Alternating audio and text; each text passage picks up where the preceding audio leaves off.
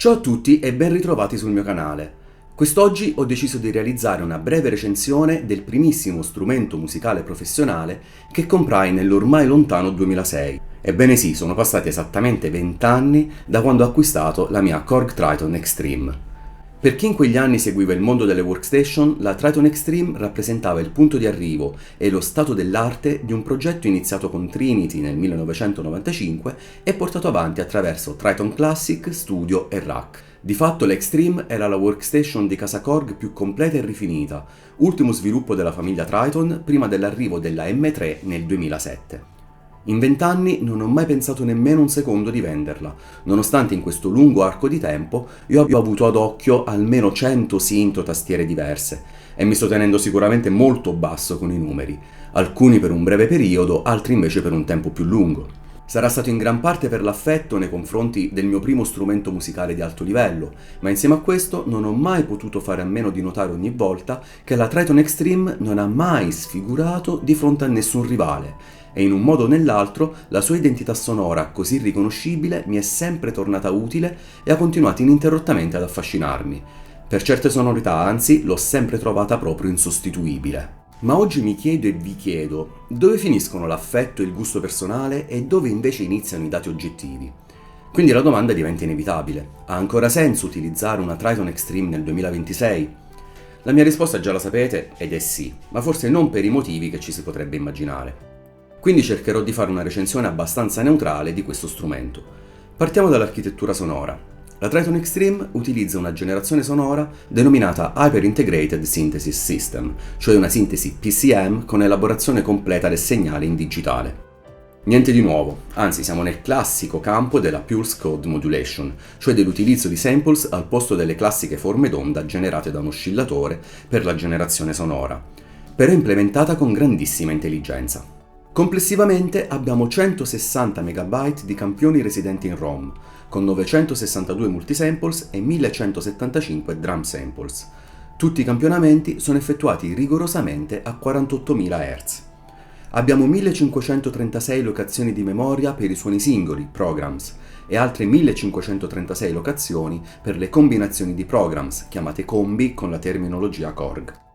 Ogni program può utilizzare due oscillatori indipendenti, ciascuno con il proprio multisample, filtro, amplificatore, inviluppi dedicati e modulazioni AMS, Alternate Modulation Source, che consentono una grande flessibilità nell'editing del suono.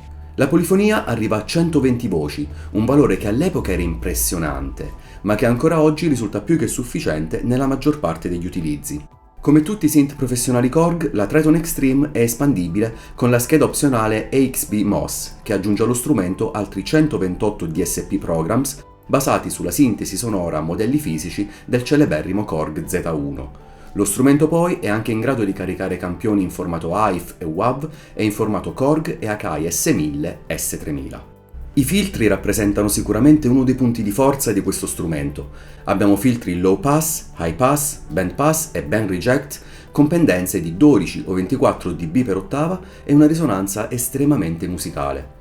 Di certo non raggiungono il comportamento di un sintetizzatore analogico, questo è ovvio, ma hanno una risposta molto piacevole e soprattutto prevedibile durante la programmazione. Quindi si arriva in pochissimo tempo al suono desiderato. Ed è proprio qui che emerge una delle caratteristiche che hanno reso famosa la serie Triton. La programmazione è estremamente logica e intuitiva. Ogni parametro si trova esattamente dove ci si aspetta di trovarlo. Gli inviluppi sono chiari, il sistema AMS permette modulazioni molto articolate senza diventare però complicato. E la struttura generale della sintesi è abbastanza profonda da consentire una progettazione sonora seria e dettagliata senza però trasformarsi in un cervellotico esercizio di ingegneria. Dal punto di vista strettamente sonoro, però, il vero punto di forza di certo non è la complessità della sintesi, che anzi già ai tempi non solo non era niente di particolarmente rivoluzionario, ma forse per certi versi poteva risultare addirittura inferiore rispetto ai prodotti di altri marchi, penso ad esempio alla serie K di Kurzweil. La forza di questa workstation risiede invece nel timbro puro dello strumento e nel modo in cui la Triton occupa lo spazio nel mix. Questa è una caratteristica che spesso viene descritta parlando di questa tastiera, con una frase un po' abusata e che di certo può rappresentare uno stereotipo: la Triton buca il mix. Ma che cosa significa realmente? Significa semplicemente che gran parte dei multisamples presenti nella ROM sono stati progettati con una maggiore presenza nella gamma medio-alta di frequenze, quella che permette agli strumenti di emergere senza richiedere pesanti interventi di equalizzazione. Ma soprattutto significa che sono dei suoni con pochi fronzoli, non troppo rifiniti o dettagliati, un elemento che potrebbe farci rischiare di perdere dei dettagli in un mix troppo affollato. È una filosofia sonora completamente diversa rispetto a molte librerie moderne, che cercano invece il massimo realismo in solo, ma che poi richiedono parecchio lavoro quando vengono inserite in una produzione complessa e affollata. La Triton nasceva invece per fare esattamente il contrario, suonare bene, da subito, insieme agli altri strumenti, e anche oggi, dopo 20 anni, questo fattore si percepisce immediatamente.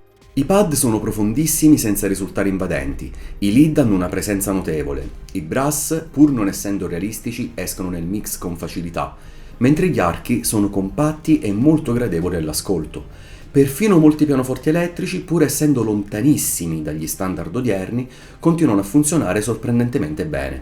I pianoforti classici invece no, devo ammetterlo, ma forse rappresentano proprio l'unico elemento realmente debole di questo strumento. La ROM interna rappresentava quindi un grande passo avanti, dal momento che la Triton Extreme integra praticamente tutte le espansioni e XB PCM che nelle versioni precedenti dovevano invece essere acquistate separatamente.